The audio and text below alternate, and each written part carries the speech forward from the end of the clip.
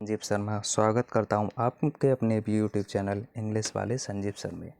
तो आज हम स्टडी करेंगे क्लास 10th की थर्ड पोयम जिसका टाइटल है a tiger in the zoo और इसके लेखक हैं लेस्ली नॉरिस। जैसा कि इसके टाइटल पे यदि हम ध्यान दें तो अ टाइगर यानी एक बाघ, इन द जू यानी चिड़ियाघर में। तो चिड़ियाघर में जो बाघ होता है उसके विषय में जानकारी दी जाएगी। जब पोएम को पढ़ेंगे तो और बेहतर तरीके से समझ में आएगी। तो बिना समय को गवाए पोएम को शुरू करते हैं। तो ही स्टॉक्स वो मूव करता है। यहाँ ही किसके लिए आया? बाघ के लिए आया। स्टॉक्स मीन्स होता है चलना। तो वो मूव करता है, बाघ मूव करता है in his vivid stripes. His माने उसकी, विविड माने होता है चमकदार, स्ट्राइप्स मीन्स होता है धारियाँ, और उसकी बॉडी पर क्या है? चमकदार धारियाँ हैं। तो वो मूव करता है और उसके शरीर पर चमकदार धारियाँ हैं।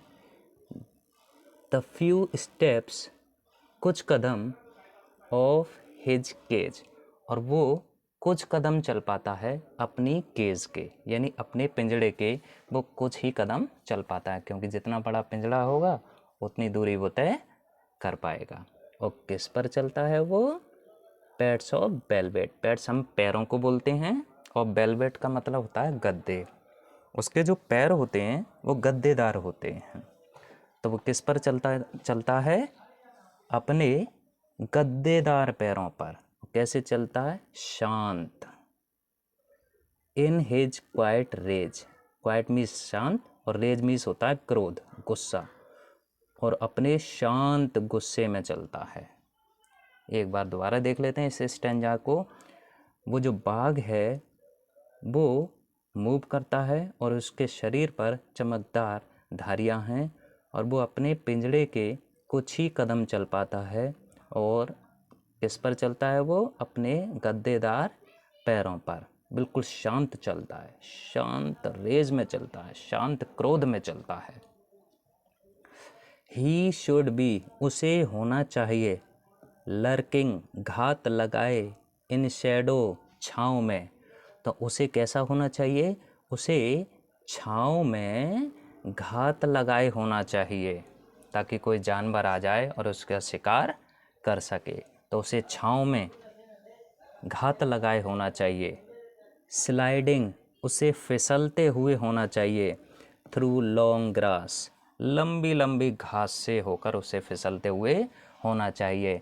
जब बाघ बहुत तेज़ गति में दौड़ता है तो उसकी स्पीड इतनी हो जाती है कि जब रुकता है तो वो फिसलता चला आता है। तो उसे कैसा होना चाहिए? स्लाइडिंग, फिसलते हुए होना चाहिए लंबी लंबी घास से। और उसे कहाँ होना चाहिए? नियर द वाटर होल्स, उसे वाटर होल के पास होना चाहिए। वाटर यानी पानी, होल माने होता है छिद्र, यानी उन गड्ढों के पास होना चाहिए। वेयर, जहाँ से प्लम, मोटे मोटे, डियर, हिरन पास गुजरते हैं। तो उस बाघ को उन वाटर होल्स के पास होना चाहिए जहाँ से मोटे मोटे हिरन गुजरते हैं। ही शुड बी, उसे होना चाहिए, स्नार्लिंग, गुर्राते हुए, अराउंड द हाउसेस, उन घरों के पास गुर्राते हुए होना चाहिए उसे। एट द जंगल्स एज, जो जंगल के किनारे पर हैं, उसे उन घरों के आसपास गुर्राते हुए होना चाहिए जो जंगल के किनारे पर हैं। बेरिंग, उसे देखते हुए होना चाहिए, अपने सफ़ेद दांतों को। हिज क्लॉज, अपने पंजों को उसे देखना चाहिए। टेरराइजिंग, उसे आतंकित करना चाहिए, उसे डराना चाहिए। किसको? विलेज को, गांव को, मतलब गांव वालों को उसे डराना चाहिए। अब अगला जब स्टेंजा देखते हैं तो वो क्या करा? बट, लेकिन अब ये कह रहा उसे ऐसे ऐसे होना चाहिए, 3 स्टेंजा में। उसे घात लगाए होना चाहिए, लंबी लंबी घासों से फिसलते हुए होना चाहिए, वाटर होल्स के पास होना चाहिए, उसे गुर्राते हुए होना चाहिए। लेकिन वो क्या है?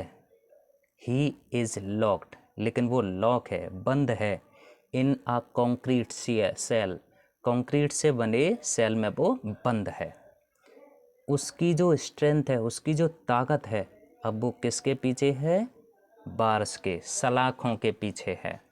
स्टॉकिंग, अब वो चलता है, द लेंथ, उतनी दूरी चलता है, ऑफ हिज केज, जितना बड़ा उसका पिंजड़ा है, यानी अपने पिंजड़े की लेंथ जिसकी है उतनी दूरी पर वो चल पाता है। इग्नोरिंग, इग्नोर करते हुए, नज़रअंदाज करते हुए विजिटर्स को, आने जाने वालों को वो अनदेखा करते हुए अपने केज में वो चलता है। ही हियर्स, वो सुनता है, वो सुनता है, द लास्ट वॉइस, अंतिम आवाज़ को सुनता है जो रात में होती है। वो किसकी आवाज़ होती है? पेट्रोलिंग कार्स की। पेट्रोलिंग कार्स किसे कहते हैं? चिड़ियाघर में जो देख रेख करने वाले जो कर्मचारी होते हैं, वो रात के टाइम जब जू बंद होने जा रहा होता है तो कर्मचारी कार में बैठकर भ्रमण करते हैं कि सभी एनिमल्स ठीक हैं या नहीं।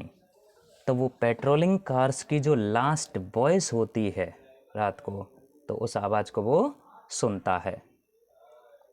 एंड स्टेयर्स, और वो देखता है, विद हिज ब्रिलियंट आइज, अपनी चमकती आँखों से देखता है। किसे देखता है? चमकते हुए तारों को।